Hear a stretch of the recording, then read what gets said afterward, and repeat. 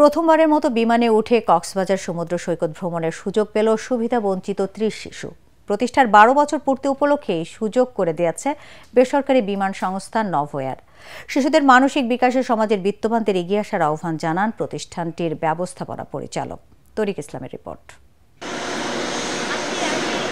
সুবিধাবঞ্চিত শিশুদের জন্য আজকে সকালটা অন্যরকম। আজ যেন স্বপ্ন পূরণের দিন।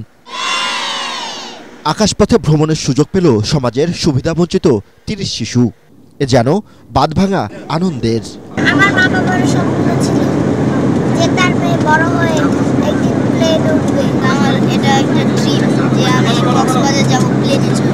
থ্যাংক ইউ জাগো এবং নভোএয়ার আমাদের এটা সুযোগ করার জন্য।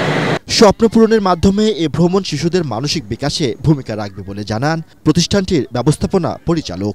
আমাদের এই যে প্ল্যানটা এখনো যে আকাশপথে উড়ার যে আনন্দ এবং অভিজ্ঞতা সেটা দেওয়া, দ্বিতীয়ত ওরা যে কক্সবাজারের সমুদ্র দেখবে, এটা আমাদের অনেকের স্বপ্ন থাকে, সেই স্বপ্ন পূরণের একটা প্রচেষ্টা।